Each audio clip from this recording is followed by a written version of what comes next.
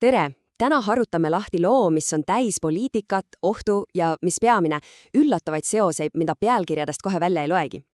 Ja siin ongi see küsimus, mis ühendab endise presidendi vangikongi ja ühte eriti jultunud muuseumiröövi. Kõlab nagu kaks täiesti erinevat ooperit, eks, aga selgub, et neid seob üks ja sama, tegelikult päris kriitiline küsimus. Küsimus riigi toimimise südamest. Okei, lähme siis esimese loo juurde. Ja see on ikka tõeline pomm. Endine riigipea Nicolas Sarkozy pannakse vangi. See oli sündmus, mis raputas ja ma ei liialda kogu Prantsusmaa poliitilist maastikku.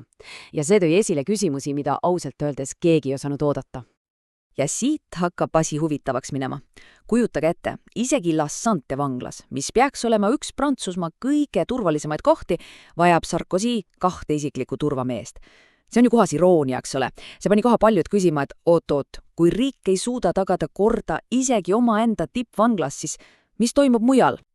Ja see tunne ei olnud ainult mõne üksikuma. Nagu see tsitaat siin ütleb, paljud olid šokeeritud. Ja see tunne, et tegemist pole tavalise vangiga, see tegi temast kohe poliitilise mängukanni.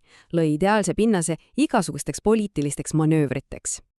Ja muidugi, nagu arvata võis, läks kohe poliitiliseks tulevärgiks. Äkkiselt polnudki enam küsimus süüs või süütuses, vaid selles, kes käib Sarkozy'd vanglas vaatamas ja miks.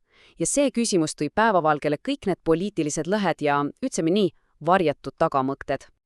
Ja vaadake seda kontrasti. Ühel pool on siseminister Gérald Darmanin, kes teeb oma tööd, kontrollib turvalisust, kõik on justkui reeglite pärane. Ja siis teisel pool 2 opositsioonipoliitikut, kes üritavad sisse saada.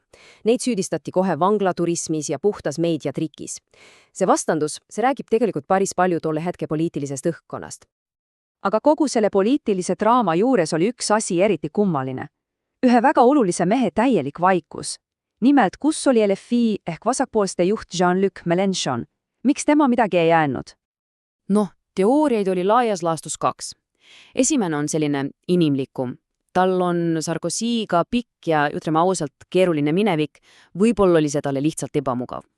Teine teooria on aga puhas poliitiline kalkulatsioon.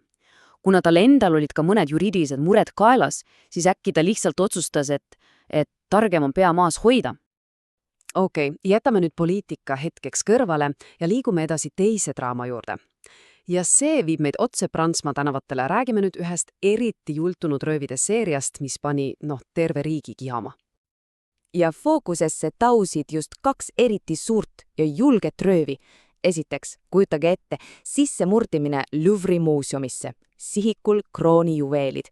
Ja teiseks, palju jõhkram lugu, rünnak kullatöötlemistähesele Lyonis, mis meenutas pigem sõjalist operatsiooni. Ici Lioni rööv oli eriti šokeeriv. Nagu see pealtnägija ütleb, tohutu plahvatus keset päeva. See näitas, kui uskumatult julgeks ja ohtlikuks organiseeritud kuritegevus oli muutunud. Nad ei kartnud enam mitte midagi.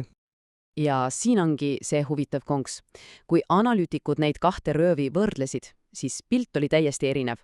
Louvre'i rööv, seda kirjandati kui täielikku amatöörlust. Poisid tegid hunniku vigu, aga Lyoni rööv, see oli hoopis teine tase. Palju organiseeritum, professionaalsem ja muidugi palju ohtlikum. Ja see erinevus on meie loo jaoks ülioluline. Nii, ja nüüd jõuamegi selle põhiküsimuseni. Kuidas on presidendi turvamehed vanglas ja üks jultunud muuseumirööv omavahel seotud? Tundub ju, et neil pole midagi ühist, eks? Aga tegelikult on. Ja see ühine joon on üks valus teema, prioriteedid. Ja nüüd kuulake, see on loo kõige olulisem osa. Louvre'i turvaaugud ei olnud mingi saladus. Vastupidi, oli olemas kriitiline raport, mis ütles otse välja, et asjad on halvasti.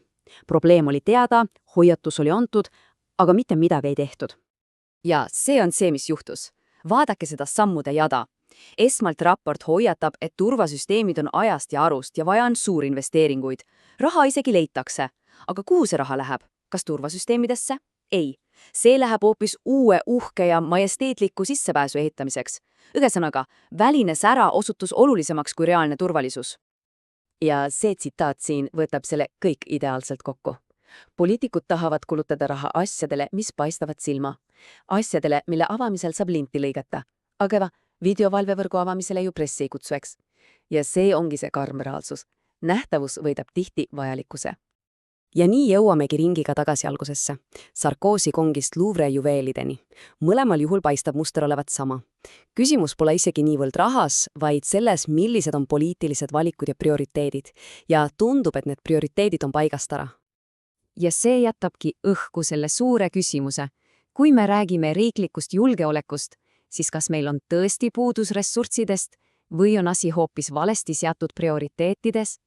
See on mõttekoht, mis ulatub palju kaugemale kui Sarkozy ja Louvre, aga selle mõttega tänaseks lõpetamegi. Aitäh kuulamast!